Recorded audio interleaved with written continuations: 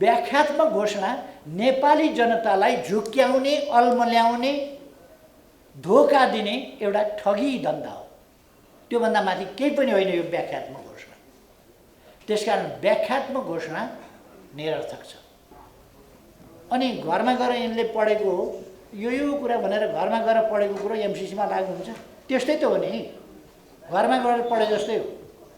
यथास्थितिमा जुन सम्झौता हो त्यही सम्झौता पारित भएको छ।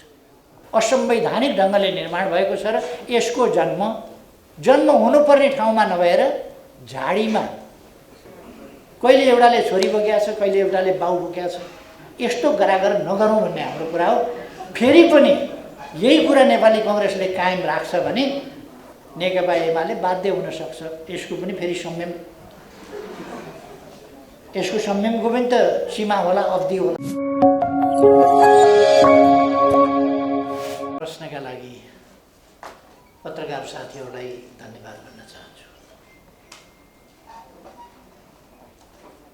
नेपालीमा एउटा भनाइ छ,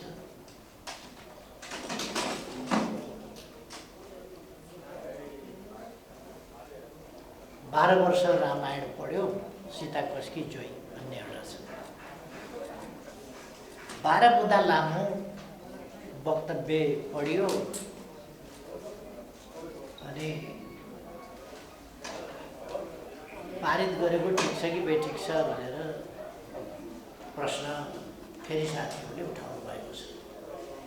त्यो त लिखितमै जवाफ छँदैछ त्यहाँ।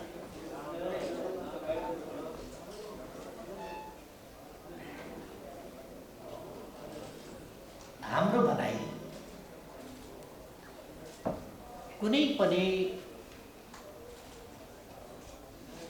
हाम्रा दात्री मित्र राष्ट्रहरू हौँ वा संस्थाहरू हौँ, कसैसँग पनि सहयोग, सहकार्य कुनै विषयमा ठोस रूपमा प्रवेश गर्ने सन्दर्भमा हामीले समयमै विचार गर्नुपर्छ। यो देशको हितको पक्षमा छ कि छैन, यो राष्ट्रिय आवश्यकता र प्राथमिकताभित्र पर्छ कि पर्दैन। हामीले सधैँ भन्दै आएका छौँ र यस वक्तव्यमा पनि हामीले भनेका छौँ, राष्ट्रिय आवश्यकता र प्राथमिकताका आयोजनाहरूमा हामी बाह्य सहायता, ऋण वा लगानी आमन्त्रण गर्छौँ, स्वीकार्छौँ। यदि हाम्रो आवश्यकताभित्र पर्दैन भने, यदि हाम्रो प्राथमिकतामा पनि छैन भने, अर्थात् यो अर्को हिसाबले हाम्रो राष्ट्रियता अथवा सम्पूर्णतामा छोटकरीमा भन्दा राष्ट्रिय हित अनुकूल छैन भने, हाम्रो राष्ट्रिय स्वाभिमानमा धक्का पार्छ भने, हाम्रो स्वतन्त्रतालाई कुनै पनि हिसाबले अलिकति पनि सङ्कुचित गर्न खोज्छ भने त्यस्तो कुरालाई हामी स्वीकार्दैनौँ। तर यो सबै कुरा सम्झौता हुनभन्दा अगाडि विचार गरिनुपर्दछ र सम्झौता गर्दा त्यस सम्झौताका भाषाले के गर्छ, त्यसमा गरिएका प्रबन्धहरूले के गर्छ भन्ने कुरा हामीले हेर्नुपर्छ। सम्झौता अहिले सत्तासीन रहेका गठबन्धनवालाहरूले नै, गठबन्धनका प्रमुख घटकवालाहरूले नै सम्झौता गरेका हुन्। कसैलाई तत्सम्बन्धमा जानकारी दिएको पनि होइन, हामीसँग परामर्श गरेको पनि होइन। कस्तो भाषा, कस्तो शब्द, कस्तो शैली कसरी गरिनुपर्छ भन्ने कुरा हामी त्यस बेला पनि प्रमुख प्रतिपक्षकै हैसियतमा, तर त्यस बेला हामीसँग परामर्श गर्ने पनि आवश्यकता ठानिएन र त्यसको श्रेय सम्पूर्ण रूपमा आफूले लिन खोजियो। त्यसपछि हाम्रो वक्तव्यमा हामीले भनेका छौँ केपी ओली नेतृत्वको सरकार ढालौँ, जस किन दिने, अर्को नयाँ सरकार बनाऊ, त्यसो भएपछि हामी तुरुन्तै यसलाई पास गर्छौँ भन्नेमा अहिलेको गठबन्धनका प्रमुख पार्टीहरू गए।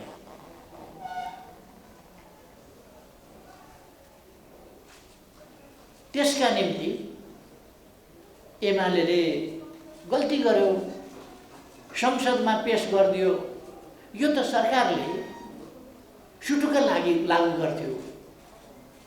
सरकारले गर्नुपर्ने काम संसदमा पेश गरेर सार्वभौम सत्ता सम्पन्न जनताका प्रतिनिधिहरू रहेको सर्वोच्च संस्थामा पेश गरेर यो खुसुक्क लागू गर्न सकिने कुरालाई राष्ट्रिय महत्त्वको विषय बनायो भनेर। तर त्यो कुरा अमेरिकाको प्रक्रियामै थियो। त्यो प्रक्रियामै यो संसदबाट अनुमोदन हुनुपर्छ भन्ने अमेरिकी पक्षको या एमसिसीको या अमेरिकी पक्षको त्यसमा त्यो दृष्टिकोण र त्यो भनाइ कायमै थियो। र यो विषय एक पक्षीय होइन, दुई पक्षीय हो। त्यसो भएर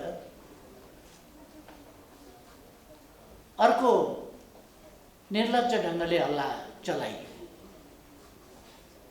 केपी ओली नेतृत्वको सरकारको समयमा एउटा त संसदमा पेश गरेर गल्ती भयो। दोस्रो, प्रदीप गेवाली अमेरिका गएर एमसिसीको यसलाई अङ्ग बनाइयो भन्ने खालका के अरे आइपिएसको अङ्ग बनाइयो, एमसिसी प्रोजेक्टलाई आइपिएसको अङ्ग बनाइयो अथवा इन्डो पेसिफिक स्ट्राटेजीको अङ्ग बनाइयो भन्ने हल्ला चलाइयो। हिजो मात्रै पनि घटकका एउटा प्रमुख पार्टीका प्रमुख नेताको हामीले वक्तव्य सुन्यौँ र अमेरिका भनिरहेको छ आइपिएसको अङ्ग होइन। अहिले उहाँहरू भन्नुहुन्छ आइपिएसको अङ्ग होइन। अस्ति तथाकथित व्याख्यात्मक घोषणा उहाँहरूले, जसको कुनै अर्थ छैन, त्यस व्याख्यात्मक घोषणामा आइपिएसको अङ्ग होइन भन्नुभयो। अस्ति आइपिएसको अङ्ग हो भनेर बेथल्नु। यसर्थ यसलाई सहज ढङ्गले, स्वस्थ ढङ्गले, यसभित्र राजनीति नगरिकन एउटा विकास परियोजनाको रूपमा यसलाई अगाडि बढाउनु पर्ने थियो। तर देशमा हुडलो मचाउन खोज्ने, देशमा मतभेद सिर्जना गर्न खोज्ने, द्वन्द्व सिर्जना गर्न खोज्ने र तपाईँहरूले यस बिचमा सुन्नुभएको छ पटक पटक अब साधारण आन्दोलनले भएन, शाकाहारी आन्दोलनले भएन, अब 64 को जस्तो गर्नु पर्यो, उस्तै पर्यो भने हामी जङ्गल जान सक्छौँ आदि इत्यादि। यस्ता धाक धक्कुहरू नेपाली जनताले सुन्नु पर्यो। नेपाली जनतालाई तर्साउन, धम्क्याउन खोजियो यस प्रसङ्गमा। किन खोजियो त्यसका पछाडि अरू वास्तविक कारण केही पनि देखिँदैन। धम्क्याएर, त्रसित बनाएर आफ्ना कुरा माथि पार्न खोजेको मात्र देखिन्छ।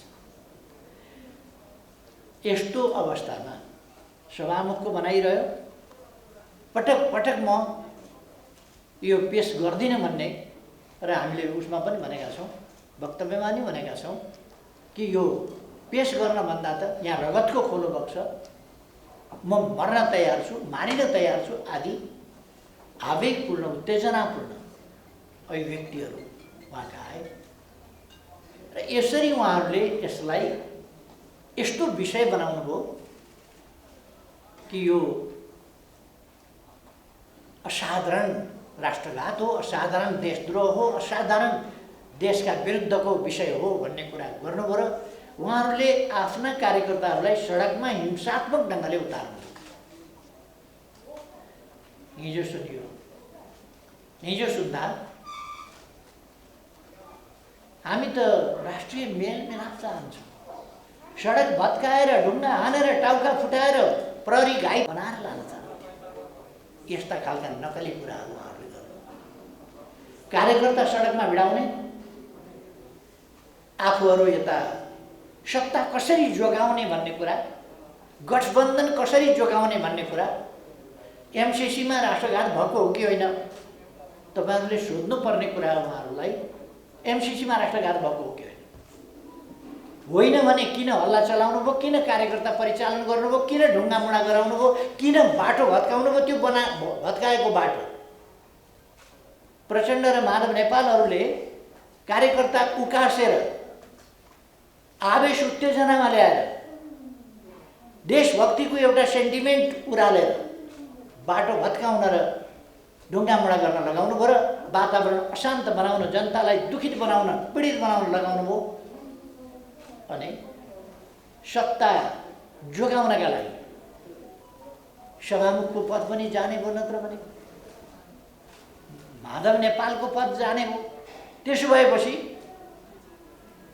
यो एमसिसी पारित गर्न पर्यो। के राष्ट्रवादको प्रश्न हो भने, सार्वभौम सत्ताको रक्षाको प्रश्न हो भने सभामुखको पद र फलानाको पद जस्ता कुराहरू त्यससँग जोडिन वा साटिन सक्छन्।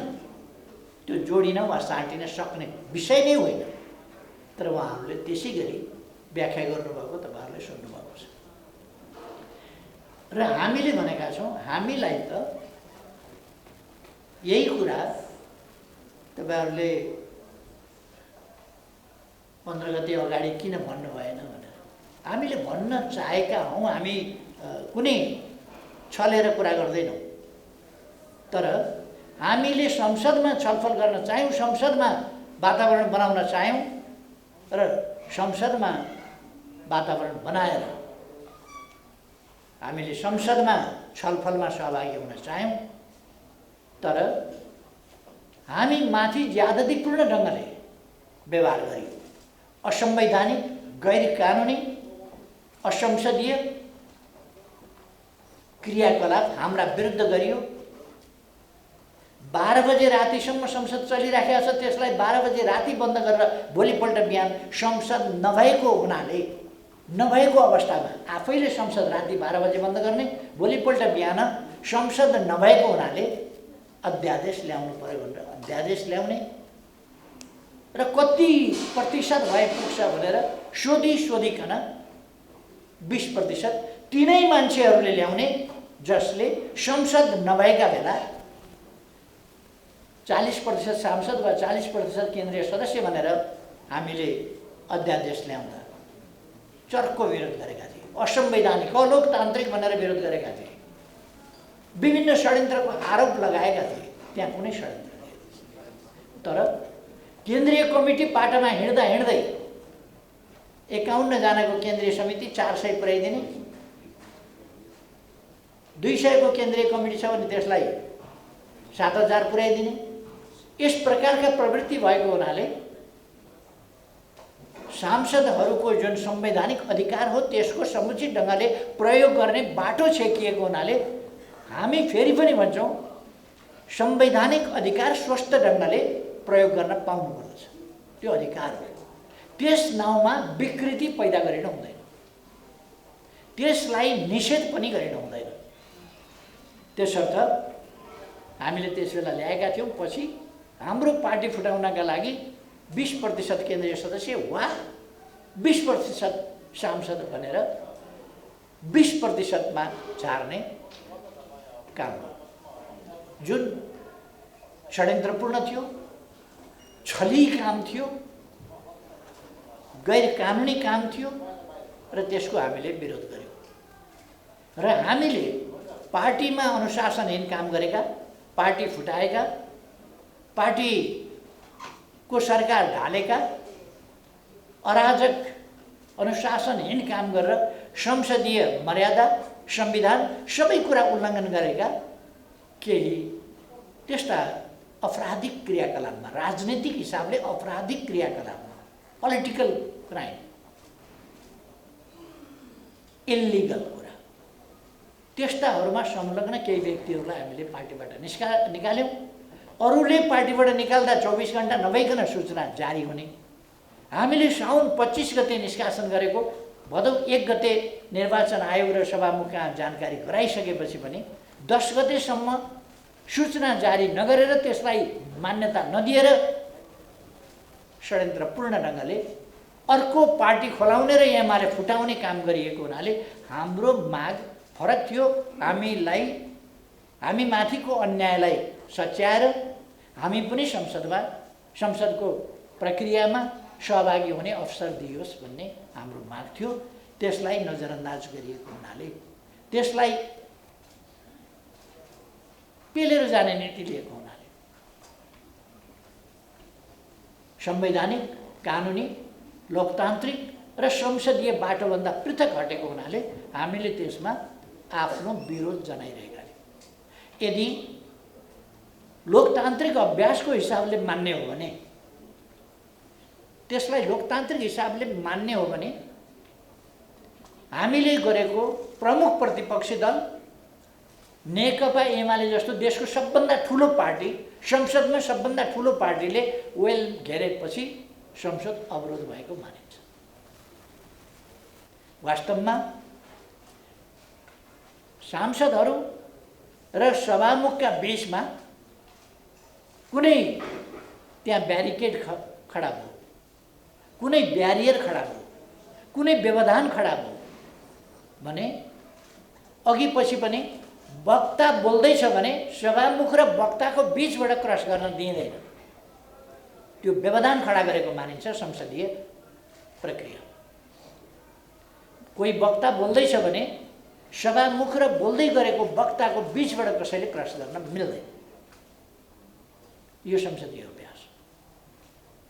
तर यहाँ सांसदहरू आएर वेल घेर्दा पनि र सांसदभन्दा 2-4 गुणा बढी सुरक्षाकर्मी आएर सांसदहरूले सभामुखतिर पिठ्यौँ फर्काएर बस्दैनन्।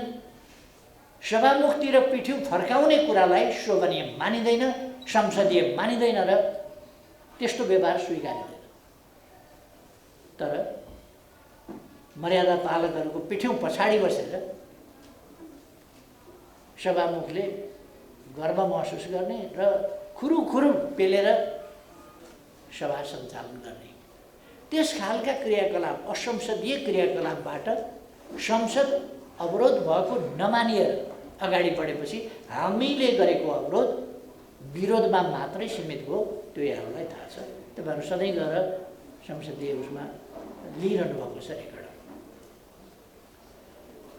यसपल्ट जुन प्रस्ताव संसदमा पेश भयो त्यो प्रस्ताव निर्णयार्थ प्रस्तुत गरिएको प्रस्तावको रूपमा नआइकन प्रस्ताव पेश गरियो जो कानुन सम्मत छैन।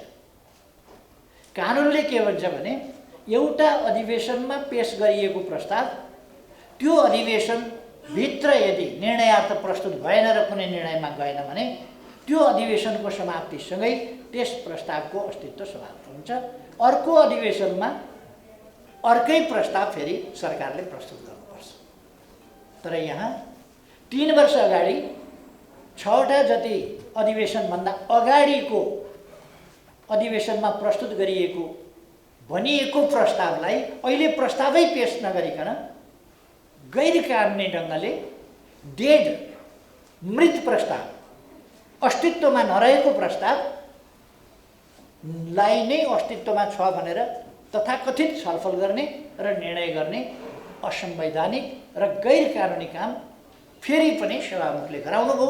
फेरि सरकारले त्यसतर्फ गैर कानुनी काममा उद्धत हो। हामी यो कुरा किन भनिराखेका छौँ भने हामीलाई लोकतन्त्रसँग मतलब छ, संविधानसँग मतलब छ। हामी लोकतन्त्रको रक्षा र त्यसको वास्तविक अभ्यास गर्न चाहन्छौँ, यथार्थ र सही अभ्यास गर्न चाहन्छौँ। हामी संविधानको पक्षमा होइन, संविधानको रक्षाको पक्षमा होइन र संविधानको सही कार्यान्वयन होस् त्यो कुरा हामी चाहन्छौँ। त्यसकारण जुन कुरा गैर कानुनी ढङ्गले लटपट गरेर बलमेचाइ गरेर लान खोजिन्छ त्यो कुरा उचित होइन। अस्ति संवैधानिक प्रश्नमा फेरि कानुनी प्रश्नमा एउटा गम्भीर प्रश्न उठेको थियो। त्यो प्रश्न त्यो कानुन भन्दा बाहिर गएर, संसदीय अभ्यास भन्दा बाहिर गएर सैद्धान्तिक छलफल एउटा प्रक्रियामा लाने विधि मात्रै हो। सैद्धान्तिक छलफलमै जति बेला माओवादी र माधव नेपाल गुट यो राष्ट्रघाती हो भनेर सडकमा कार्यकर्ता उफार्दै थिए र आफू अन्य मनस्कतामा उभिएका थिए, त्यति बेला सैद्धान्तिक छलफलमाथिको बहसमा मत विभाजन गर्ने भनेर उनीहरूले अड्डी लिए। त्यसकारण 13 गतेको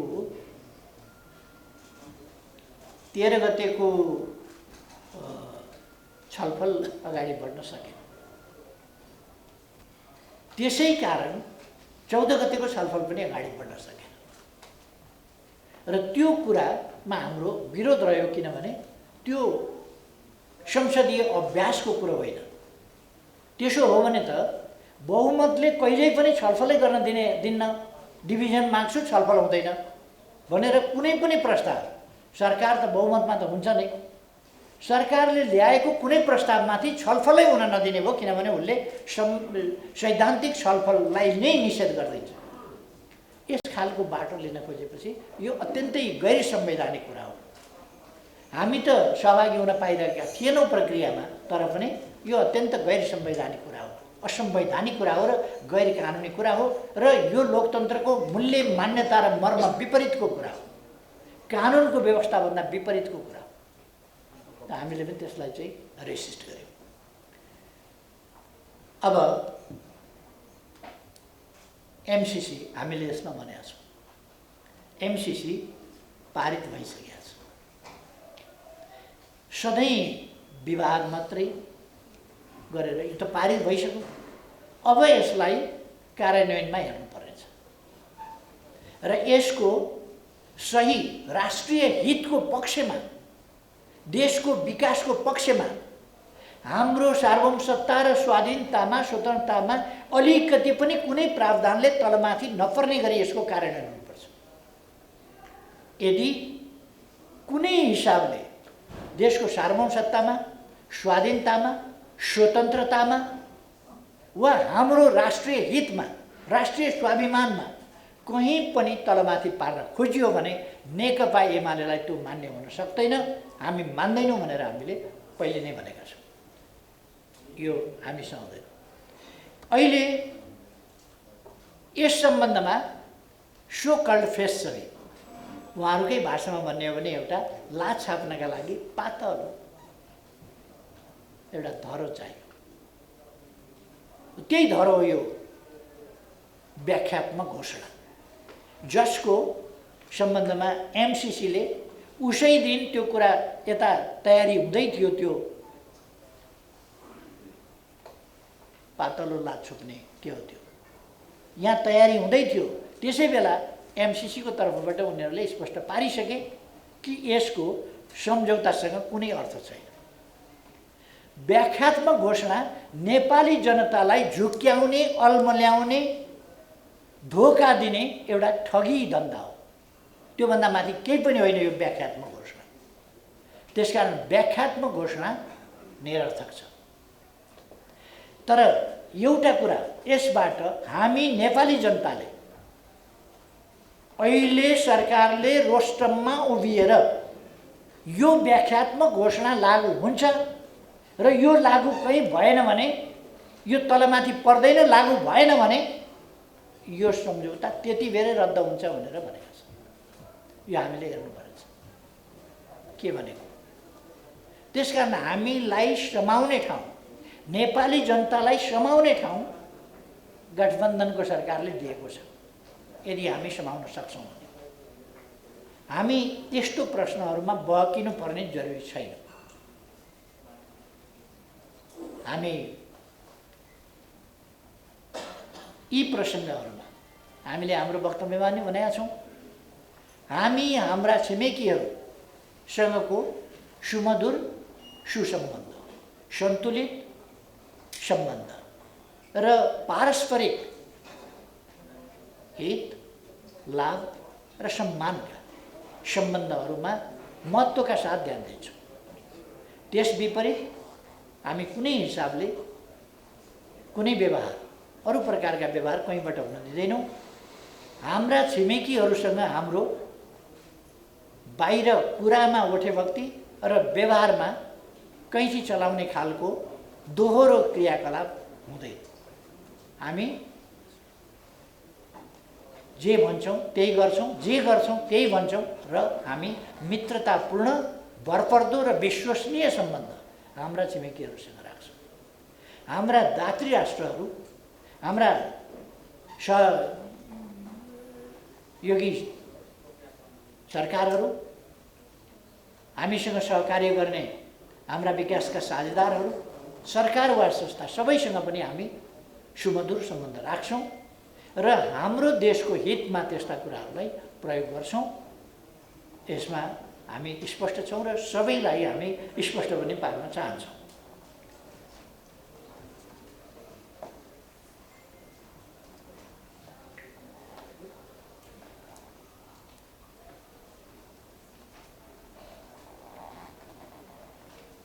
नेपाली कांग्रेस र हाम्रो बीचमा यस बीचमा छलफल भएको हामी सबैलाई भन्न चाहन्छौँ। अहिले एमसीसी को प्रसङ्ग आएपछि होइन, अहिलेको गठबन्धन बनिएको यो परमादेशी सरकार असंवैधानिक छ, अनुचित छ, यो अलोकतान्त्रिक ढङ्गले निर्माण भएको छ, असंवैधानिक ढङ्गले निर्माण भएको छ र यसको जन्म हुनुपर्ने ठाउँमा नभएर झाडीमा, यो कुनै प्रकारको अवैध सम्बन्धबाट पैदा भएको सरकार हो, झाडीमा जन्मिएको छ। त्यसकारण यस्तो अवैध सरकार यो तत्काल विघटन हुनुपर्दछ र जनादेश अनुसार अगाडि बढ्नुपर्दछ हामीले भनेका हौँ। अब त्यो कुरा अहिलेको कहिले कहिले के हुन्छ भने राष्ट्रिय आवश्यकता, यथार्थता एकातिर हुन्छ र संसदीय अङ्कगणित अर्कातिर हुन्छ भन्ने कुरा मैले भनिआएको छु। संसदीय अङ्कगणित अर्कातिर कहिले कहिले हुन्छ। संसदीय अङ्कगणित यदि बहुमत आदिका नाममा, यहाँ त बहुमत चाहिँदैन, यसै पनि संविधान नमानेर आएका, लोकतन्त्रका विरुद्ध लडेर आएका, लोकतन्त्र मास्न लागि परेका, नसकेपछि सम्झौता गरेका र यसमा सहभागी भएका शक्तिहरू पनि छन्। त्यसकारण हामी भन्न चाहन्छौँ यो यस्तो बेलामा संविधान मिचिने खतरा बढी हुन्छ, झन् बढी हुन्छ। अहिले त्यही भइरहेको छ। लोकतन्त्रका मूल्य मान्यता र संविधानका व्यवस्थाहरू मिचेर यो सरकार बनेको छ र यसका क्रियाकलापहरू पनि त्यसै गरी अगाडि गएका छन्। तपाईहरू अहिले देख्न सक्नुहुन्छ यो कस्तो सरकार छ भन्ने। देशको अर्थतन्त्र ध्वस्त भइसक्यो, सामाजिक सुप्रबन्ध खतम छ, शान्ति सुव्यवस्था ध्वस्त छ, बाटाका बीचमा प्रेसर कुकर देखिन्छ, कति बेर को माथि ढुङ्गा बर्सिन्छ, कति बेर बन्द हुन्छ, कति बेर झडप गराइन्छ, कति बेर आवेश उत्तेजना फैलाइन्छ, कति बेर युवाहरूलाई नक्कली सेन्टिमेन्टमा ल्याइन्छ। त्यस्तो स्थितिमा देशलाई लगिँदैछ। यो अकारण भएको छैन। यसमा राजनीतिक रूपले लोकतन्त्र स्वीकारी नसकेका, भावनात्मक रूपले लोकतन्त्र स्वीकारी नसकेका त्यस्ता शक्तिहरू अहिले पनि सरकारमा छन्। संविधानको रक्षा गर्नुपर्ने ठाउँमा लोकतन्त्रलाई आत्मसात गरि नसकेका शक्तिहरूको बोलबाला छ। त्यसकारण असंवैधानिक खालका क्रियाकलापहरू भइरहेका छन्। अब हामीले यो सरकार ढल्नुपर्छ, गठबन्धन ढाल्न खोजे भन्ने, नेकपा एमाले गठबन्धन ढाल्न खोज्यो, गठबन्धनलाई स्वीकारेन, गठबन्धन मन परेन भन्यो, गठबन्धन ठिक छैन भन्यो। यो नयाँ कुरा होइन। अघि नै मैले भने यो असंवैधानिक, गैर कानुनी, अनुचित ढङ्गले बनेको परमादेशी हो। यो जनादेशी सरकार होइन, जनादेशबाट बनेको होइन। आजको जनादेश यो होइन। त्यसकारण हामीले भन्यौँ ताजा जनादेशमा जाउँ, लोकतन्त्रमा समयभन्दा अगावै जनादेशमा जाने प्रचलन छ संसदीय प्रणालीमा। पछि चाहिँ जान मिल्दैन, अथवा निर्वाचित संस्था र जनप्रतिनिधि संस्था वा जनप्रतिनिधिहरूको समयावधि थप्न मिल्दैन, किनभने तोकिएको समयभन्दा बढी अवधि त्यसरी जान पाइँदैन। तर अगाडि नै विघटन हुन सक्दछ र विघटन गर्ने अनुशासनमा दललाई, राजनीतिलाई संसदमा राख्ने अधिकार लोकतन्त्रमा र संसदीय प्रणालीमा प्रधानमन्त्रीसँग हुन्छ। त्यस कुरालाई अस्वीकार गरेर, जनमतलाई अस्वीकार गरेर, ताजा जनादेशमा जाने कुरालाई अस्वीकार गरेर असंवैधानिक ढङ्गले कृत्रिम तरिकाले क्रियाकलाप गर्नुलाई लोकतान्त्रिक र संवैधानिक भन्ने अपव्याख्या साथ जुन बनेको छ, त्यसको स्वाभाविक रूपमा नेकपा एमाले विरुद्धमा छ।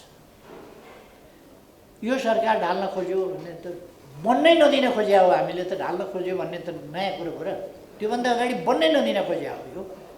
यो सरकार बन्नै हुँदैन थियो। यो देशका लागि दुर्भाग्य हो, लोकतन्त्रका लागि दुर्भाग्य हो, यो संविधानको उल्लङ्घन हो। अब नेपाली कङ्ग्रेससँग हाम्रो कुराकानी भयो या सहमति भन्ने, हामीले नेपाली कङ्ग्रेससँग हाम्रा अडानहरू छोड्छौँ त्यो भनेनौ। तपाईँहरूले पनि हाम्रा समाचारहरू लगातार प्रकाशित गरिरहनु भएको छ। हामीले लोकतन्त्रका आधारभूत प्रश्नहरू, आधारभूत मूल्य मान्यता र प्रणालीको रक्षाका लागि, संविधानको रक्षाका लागि आधारभूत रूपमा या मूलभूत रूपमा सहमति, समझदारीका साथ लोकतन्त्रका लागि बलिदानपूर्ण सङ्घर्ष गरेर आएका र योगदान गरेका एमाले र कङ्ग्रेस जस्ता शक्तिहरूको आधारभूत समझदारी हुनुपर्दछ भनेर हामीले भनेका हौँ। हामी त्यो कुरामा सदैव कन्भिन्स थियौँ, अहिले पनि कन्भिन्स छौँ। र कहिले कसले एउटाका रिसले अर्को, अर्काका रिसले अर्को, अनेक रिसका प्रतिशोधी क्रियाकलापहरू हुनु हुँदैन। एउटा गरिबको बच्चा बिरामी भएछ, बच्चा मर्यो, केही थिएन, कोही थिएन, उसले गुन्द्रीमा बेरेर बच्चा घाटमा लगेछ। छिमेकीको घरको आँगनको बाटो रहेछ, छिमेकीको घर अगाडि पुग्दा बच्चा खर्सेछ, त्यो गुन्द्रीबाट, गुन्द्रीमा बेरेको ठाउँबाट खर्सेछ। ऊ गुन्द्री मात्रै बोकेर तल गयो। घरवाला आइपुग्यो, उसले यसो हेऱ्यो, आँगनमा त छिमेकीको बच्चा, मरेको बच्चा फ्याँकिराखेको छ। उसलाई झोक चल्यो, ए त्यसले मेरा आँगनमा ल्याएर छोरो मारेर फाल्ने, त्यसका मात्रै छन् छोरा, मेरा छैनन्। ए काले यहाँ आइजाउ र पक्क मिर्काएर लगेर छिमेकीको आँगनमा लगा, मेरा आँगनमा छोरो फाल्ने भनेछ। यस्तो खालको दुश्मनीपूर्ण राजनीति, अनुचित राजनीति एमाले र कङ्ग्रेस जस्ता पार्टीहरूले गर्नु हुँदैन भन्ने हाम्रो कुरा। प्रतिस्पर्धा यस्तो हुँदैन, यसरी गर्नु हुँदैन। कहिले एउटाले लोकेन्द्र बहादुर बोक्या छ, लोकेन्द्र बहादुर बोक्या देखेपछि हाम्रा छैनन् छोरा भनेर बोलाएर पक्क पारेर अर्काले फेरि सूर्यबहादुरलाई एकदम डोलीमा चढाएर बोक्या छ। कहिले एउटाले छोरी बोक्या छ, कहिले एउटाले बाउ बोक्या छ। यस्तो गरागर नगरौँ भन्ने हाम्रो कुरा हो। फेरि पनि यही कुरा नेपाली कङ्ग्रेसले कायम राख्छ भने नेकपा एमाले बाध्य हुन सक्छ। यसको पनि फेरि संयम, यसको संयमको पनि त सीमा होला, अवधि होला। त्यसकारण हामी नेपाली कङ्ग्रेससँग लोकतन्त्रको पक्षमा, यहाँ एमालेको पक्षको कुरा होइन, यो गठबन्धनको राजनीति जस्तो एमाले राजनीति गर्दैन, लोकतन्त्रको पक्षमा, हामीले प्राप्त गरेको उपलब्धिको पक्षमा हामी काम गरिरहेका छौँ।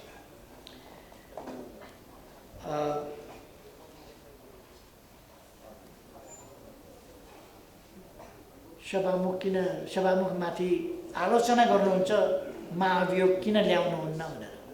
नेकपा एमाले एउटा जिम्मेवार पार्टी, भरसक सक्छु भन्ने बित्तिकै के कति बेला कसरी गर्ने भन्ने कुरा हेक्का नराखिकन खुरुखुरु गर्दैन। सभामुखमाथि महाभियोग ल्याउँदैन भन्ने पनि छैन। ल्याउन सक्छ? ल्याउँछ नै भन्ने पनि छैन। उहाँले राजीनामा गर्नुभयो भने नल्याउन पनि सक्छ।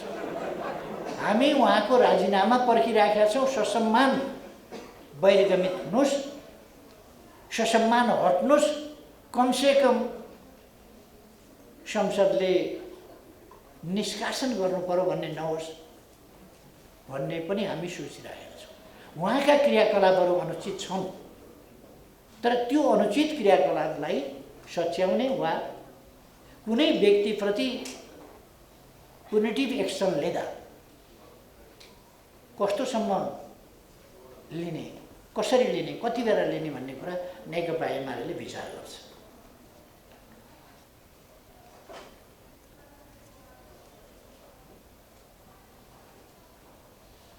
अबको चुनावको कुरा साथीहरूले गर्नुभएको छ। हामीलाई राम्ररी थाहा छ प्रचण्ड र माधव नेपालहरूलाई एमसीसी राष्ट्रघाती नै हो भन्ने उहाँहरूले भन्दै आउनुभयो, लाग्या पनि हुनसक्छ।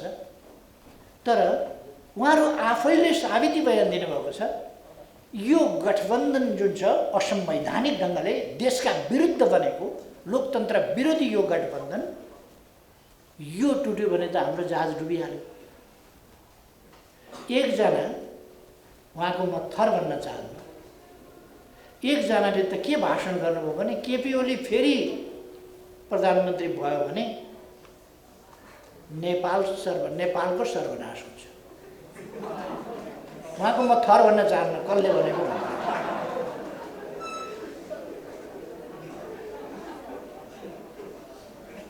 त्यो किन आत्तिनु भयो उहाँ त्यति साह्रो? नेपालको पार्टी पनि ध्वस्त हुन्छ अरे, चुनावमा पनि नेपालको पार्टीले धुलो चाड्छ अरे, नेपाल समाप्त हुन्छ। अनि एमसीसी पास भएको त त्यस कारणले भन्नुहुन्छ उहाँहरूको हैसियतले एक्लै चुनावमा जान दिँदैन। उहाँहरूको हैसियतले राम्रै बुझ्नुभएको छ। उहाँहरूको कुनै फ्युचर छैन, भविष्य छैन, त्यो बुझ्नुभएको छ। त्यसकारण खोलो तर्नु पर्यो भने अलिक मान्छे एउटाले अर्कोलाई समातेर अनि लस्करै भएर तर्छन्, ताकि बगाइहाल्यो भनेदेखि लस्करैले तानेर बाहिरदेखि काले तानेर फेरि निकालौँ भनेर। उहाँहरूको हालत त्यही छ। यसो हेर्नुहुन्छ एमाले नामको गडगडाएको खोलो छ, पारी कसरी पुग्ने, हात समातेर जान खोज्नुहुन्छ। एकजना त अस्तिका दिनबाट फुत्किनु भयो, क्या हो बग्नु भयो। अब 4वटा भयो। चुनावका लागि उहाँहरूको गठबन्धन उहाँहरूलाई आवश्यकता छ, देशलाई होइन। त्यसर्थ उहाँहरूको कुरा हो। हामी चुनावमा कोही मिलेर लड्छन् कि एक्लै लड्छन् कि के गर्छन् कि त्यो हामीलाई धेरै मतलब छैन। अस्ति पनि मैले बोल्दाखेरि भनेको थिएँ, नेकपा एमाले चुनावी मुकाबलाका लागि कुनै पार्टीलाई एक्लै आऊ 1 by 1 भनेर भन्दैन, यसरी बनाउँछ। आऊ 5वटा मात्रै होइन, जतिवटा छन् आए हुन्छ, मिलेर आए हुन्छ। एक्लै चुनाव लड्न र जित्न एमाले सक्षम छ। अब कोही डराए पनि के गर्ने, यो सत्य त भनिदिनै पर्यो। यसले गठबन्धन कायम राख्न उहाँहरूले अहिले नै बिचराहरूका घुँडाका छाला गइसकेका छन्, पेन्ट खोलेर हेर्नुहोस्। अब के हुने? तसर्थ अबको चुनावमा तपाईहरुले स्थानीय तहको चुनाव भनेको कि पछिल्लो भनेको जुन भए पनि तपाईहरु परिणाम पर्खनुस्, परिणाम हेर्नुस्। आज एउटा कुरा, बिहान एउटा कुरा, दिउँसो एउटा कुरा, आफ्टरनुनमा अर्को कुरा, बेलुका अर्को कुरा, राति अर्को कुरा, भोलि बिहान अर्कै कुरा, अमेरिकातिर फर्क्यो अर्कै कुरा, अर्कोतिर फर्क्यो अर्कै कुरा, कार्यकर्तातिर फर्क्यो अर्कै कुरा, गठबन्धनमा गयो अर्कै कुरा, कांग्रेससँग गयो अर्कै कुरा। एउटा चिनिया नाटक हुन्छ, त्यस नाटकमा हिरो हुन्छ एउटा, त्यसले यस्तो मकुण्डो लगाएको हुन्छ, चट्ट आउँदाखेरि ऊ एउटा बादशाहको मकुण्डोमा देखिन्छ।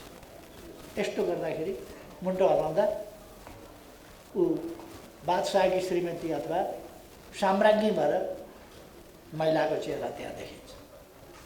यसो गर्ने बित्तिकै जर्नलको चेहरा देखिन्छ, यसो गर्ने बित्तिकै काम गर्ने मान्छेको चेहरा देखिन्छ। यसो अमेरिकातिर झट्याक्क पारेर हेर्दा यो एमसिसी सम्झौता गर्छन्। के हो यो भनेर भन्दा सेप्टेम्बर 29 को दोहोरो हस्ताक्षर दायाँ बायाँ सही छाप भनेको सुन्नुभएको होला नि। दायाँ बायाँ सही छाप पार्टीले गरेको, सरकारको काममा पार्टीले सही गरेर, प्रधानमन्त्रीले अर्को एउटा व्यक्तिसँग, अर्को एउटा पार्टीको के हैसियत हो थाहा छैन, कबलियत नाम। अनि यता कार्यकर्तातिर फेरि झ्याट्ट अनुहार पार्यो। क्रान्तिकारी, देशभक्त, राष्ट्रवादी कामरेडहरू यस्तै लडतर आन्दोलन ल्याउनु हुँदैन। अब बलिदानपूर्ण उहिलेका कुरा सम्झिएर जेल जान पर्छ भने पनि जाने, मर्न पर्छ भने पनि मर्ने, कसो यता उता अर्को खालको यसर्थ ती खालका कुराहरूको अन्त्य नेपालले खोजेको छ, नेपाली जनताले अन्त्य खोजेको छ। अर्को भन्नुभयो प्रचण्ड र माधवले काम गर्न दिएनन् मलाई भन्नुभयो। अब फेरि त्यही भन्न जनताका बिचमा जानुहुन्छ कि भनेर। तपाईँले राम्रो पुरा कुरा सुन्नुभएको छैन कि सुन्नुहुन्न कि सुन्न खोज्नुहुन्न कि? हामीले काम गर्न दिएनन् मात्रै भनेको छैन, जति काम गर्न खोजेका थियौँ त्यति दिएन। काम गरेको छैन हामीले। बाटा हेर्नुहोस्, कति बाटा बनेका छन्, तथ्याङ्क आँकडा हामीले निकालिदिएका छौँ। पुनर्निर्माणको काम कति भएको छ त्यो हेरेका छौँ। एयरपोर्टहरू हेर्नुहोस्, तपाईँ इन्टरनेसनल एयरपोर्ट यहीँ काठमाडौँको इन्टरनेसनल एयरपोर्ट हेर्न जानुहोस् त। मेरो नेतृत्वमा सरकार बन्नभन्दा अगाडिको अवस्था कस्तो थियो, अहिलेको अवस्था कस्तो छ? यदि यस बिचमा कथम कदाचित तपाईँहरू नजाने त कुरै भएन, तर तपाईँहरू कोही पुगेको थिएन भने तपाईँहरूले भिन्नता अवश्य देख्नुहुन्छ, बाटाहरूमा देख्नुहुन्छ। अहिले अलिकति खाल्डा पारे होलान् माओवादी कार्यकर्ता र माधवका कार्यकर्ताहरूले उखेलेर भरेर त्यो कतै आगो लगाउने, कतै चाहिँ भत्काउने, कतै के गर्ने गरिराखेका थिए, त्यसले अलिक बिगार्यो होला। तर पनि बाटाघाटा तपाईँहरूले देख्नुभएको छ। हामी कति काम गरेका छौँ त्यो कुरा देशले देखेको छ। अनि तपाईँहरू देख्नुभएको छैन। हामी गर्न पाएनौँ, गर्न सकेनौँ होइन, गरेका छौँ। हामीले यो काम गरेका छौँ भनेर, अरू जस्तो अरूको आलोचना मात्रै होइन, हामीले यो काम गरेका छौँ भनेर लिएर जनताका बिचमा जान्छौँ। त्यसर्थ जनताका बिचमा त्यसरी जान्छौँ र हामीले भने जस्तो तपाईँहरूले देख्नै भएको छ। उता देशमा काम गर्यो, विभिन्न परियोजना, नयाँ आयोजना, नयाँ दृष्टिकोणका साथ अगाडि बढायो। सामाजिक सेवाको क्षेत्र होस्, इन्फ्रास्ट्रक्चरको क्षेत्र होस्, विद्युतको क्षेत्र होस्, सञ्चारको क्षेत्र होस्, अरू विभिन्न क्षेत्रहरूमा, कृषिको होस्, उद्योगको होस्, सबै क्षेत्रमा हामीले गरेका कामहरू ती छ। घरमा फर्कियो, फेरि पार्टीमा आयो, दन्तमा जाऊ, यो भएन, त्यो भएन, मलाई पुगेन, मेरो अपमान भयो, मान चाहियो, सम्मान चाहियो। बल्ल मलाई चाहिँ नि फिलिङ भयो, अध्यक्ष भएको जस्तो फिलिङ भयो। बल्ल यो फिलिङ अझै पुरा पाउनु पर्यो। अहिले मलाई छोडिदिनु पर्यो, अहिले यो गरिदिनु पर्यो। यस्ता खालका कुराहरू तपाईँहरूले देख्नुभएको छ। कहिल्यै काममा छलफल हुन नदिने, कामका विषयमा छलफल हुन नदिने, झमेला मात्रै पार्टीमा सिर्जना गर्ने, सरकारमा आफ्ना भनेको मान्नेहरूलाई लिएर व्यवधान खडा गर्ने, गति रोक्न खोज्ने, यी सबै कुराहरू तपाईँहरूले देख्नुभएको छ। त्यसका बावजुद हामीले काम गरेका छौँ, यिनीहरूले व्यवधान गरेकै हुन्। त्यसकारण मैले धेरै भनिरहनु पर्ला जस्तो लाग्दैन। यस मैले गरेको अहिलेको संक्षिप्त व्याख्याबाट तपाईँहरूले बुझ्नुभएकै छ। एमसिसी यथास्थितिमा यो भ्रम नपार्नु कि कुनै सुधार गरेर यथास्थितिमा पास हुँदैन भन्थे नि, अनि घरमा गएर यिनले पढेको हो यो कुरा भनेर घरमा गएर पढेको कुरो एमसिसीमा लागु हुन्छ? त्यस्तै त हो नि, घरमा गएर पढे जस्तै हो। यथास्थितिमा जुन सम्झौता हो त्यही सम्झौता पारित भएको छ। जुन सम्झौता भएको थियो त्यही सम्झौता र जनतालाई धोका दिने कोसिस भएको छ। यसमा हामीले यहाँ भनेका छौँ, यस्तो धोका दिएको पटक पटक देख्दा देख्दै ती पार्टीका कार्यकर्ताहरू होला विभिन्न कारणले भावनात्मक पुरानो लिगेसी सम्बन्ध अनेक होला, तर बुझी बुझिकन जानी जानिकन जब गलत ठाउँमा लगिरहेको छ भन्ने थाहा पाएपछि एउटा उहिले